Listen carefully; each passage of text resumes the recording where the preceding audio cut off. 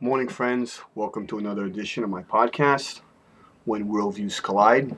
Today, I'd like to talk about how the reshaping of your theology can lead to a really reshaping of your political philosophy.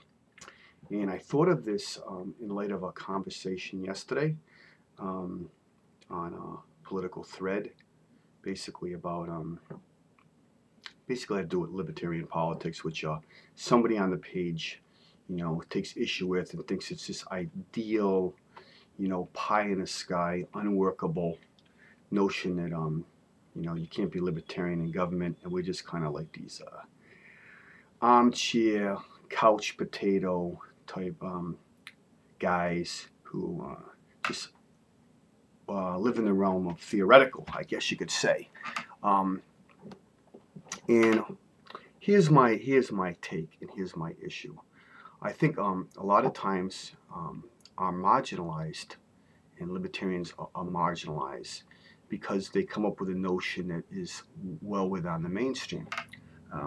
Political thought really is about, a liberal view and a conservative view, and libertarianism is one that's, not introduced to the masses, doesn't get a major hearing, and many people just think it's people who are basically just don't want to engage in what's real, which is, it's a two-party system.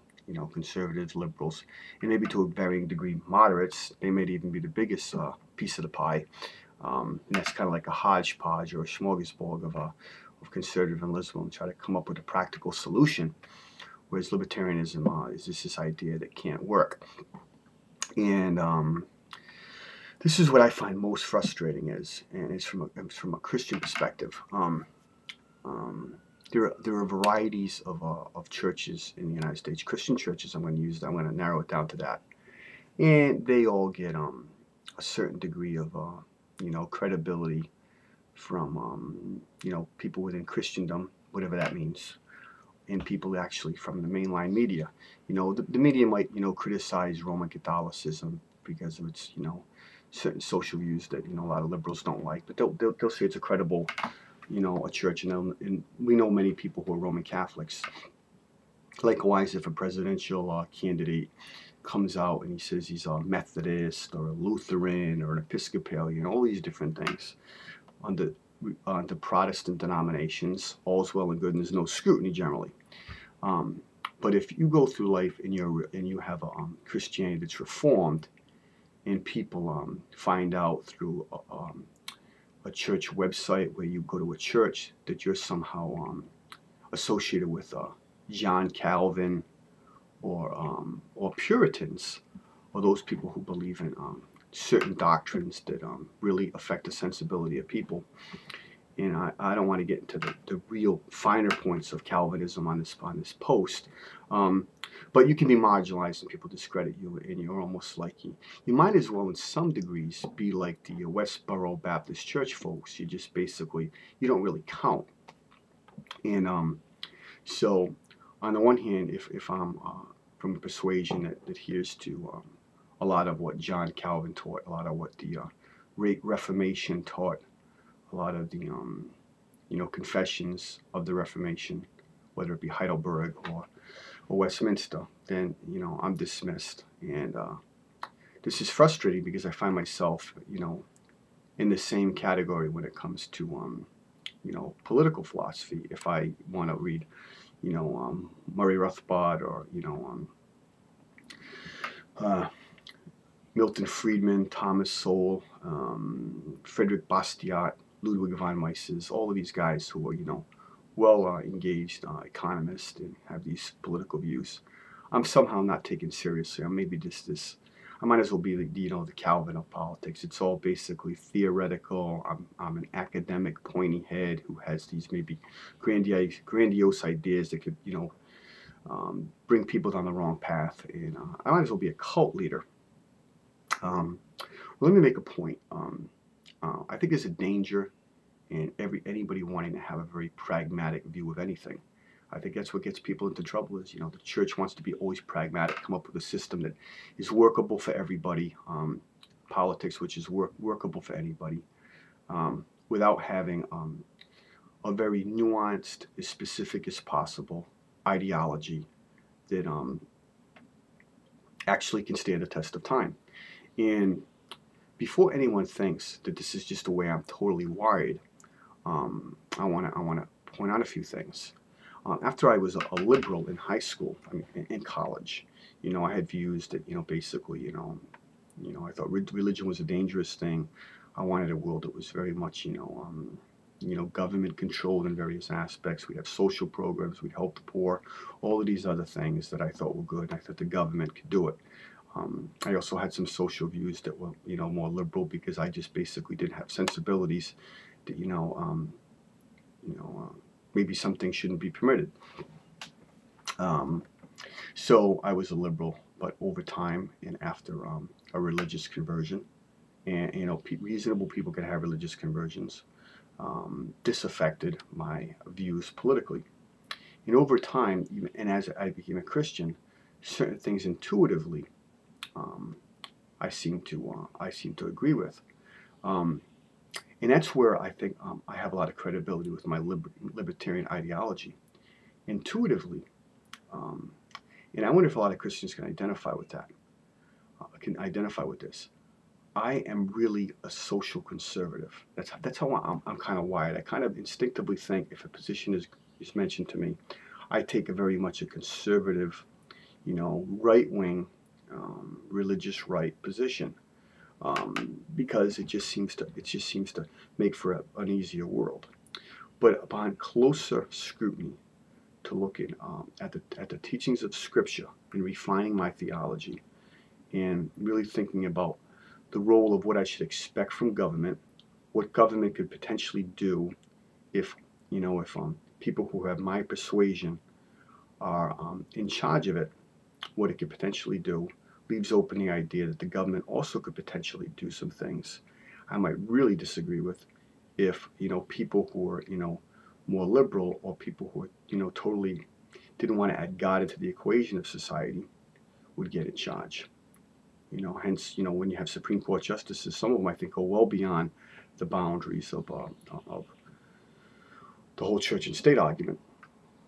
And they wouldn't want religion anywhere discussed in our society, which is clearly, from my opinion, not the way it should be.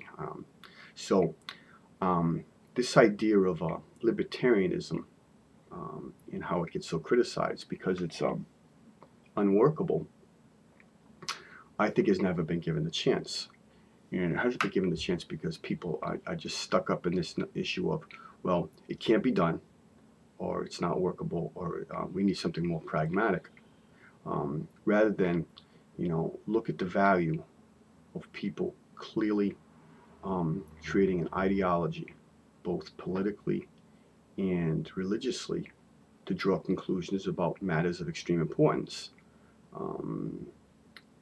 As a Christian, I have views that are framed by my adherence to Scripture, what I believe God would want me to do, what I think, laws or whatever God would think are best for my neighbor.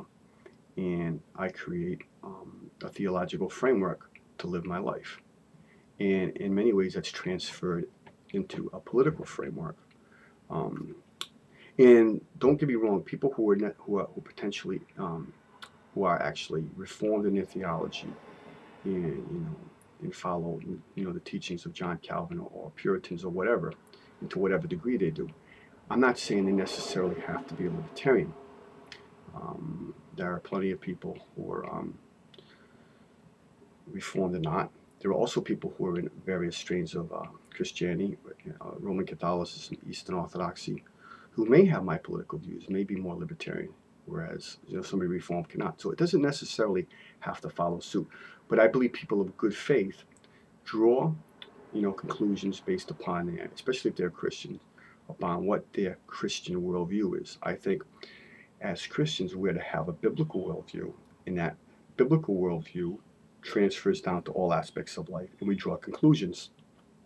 And a lot of people will criticize my conclusions politically and dismiss me because I am a Christian. And if I bring Christianity or my Christian views into my political philosophy, well, people, I don't know, they get exasperated, or they don't want to talk to me, or they dismiss me as somebody who's not reasonable and, can't be really relevant to the debate, so we just stop there and don't proceed on the talking points that we're currently on. Yet, I think everybody inevitably has a worldview, and that is brought into their political philosophy. So I'm not going to make any apologies that I'm a Christian, and I'm going to let my views of libertarianism as I see them be framed by my Christian theology and my adherence to what I think Christ would want me to do. That doesn't mean I'm stuck forever in the libertarian mode because I'm a Christian. If you can persuade me of areas where libertarianism is untenable or impossible to implement, I could be potentially 85% libertarian, 80% libertarian. I could have exceptions to the rule. Yet the whole idea of my framework being dismissed as, just overly theoretical, I don't understand what's bad about living in the realm of theory. Life is theory, and hopefully the theory, as you see it implemented, works. And if it doesn't, you create another theory. But you just don't get a smorgasbord of things, and then just say, well, let's take a little bit of this, a little bit of that, a little bit of this, a little bit of that, and let's make it work. Because I think if churches take that notion and politicians take that notion, there's going to be a great danger that these philosophies are going to tumble like a house of cards, and they're going to always be changing. The church will always be in flux. Politics will always be in flux. The church has, documents and creeds in a Bible, and governments, at least ours, has a constitution, has a Bill of Rights, and those things were created not to be tinkered with, but to look at them carefully and see how they apply to how we do things. I don't think people understand that, and people get involved in name calling and criticizing and attacking people based upon not based upon what they have to say, but based upon how they're just some marginalized, academic ivory tower kook. And I'm not that way at all. I work at a very practical job, and I'm not trying to be overly academic. I'm not saying I'm perfect at that, but I do think we need to have ideologies, philosophies that are well thought out based upon something that we deem valuable. With me, ultimately, it's my position with Christ, with pursuing His kingdom according to the manual and instructions that He's laid out for me through various, church documents, church traditions, church history, the Bible, that I think is ultimately good to bring into the political realm.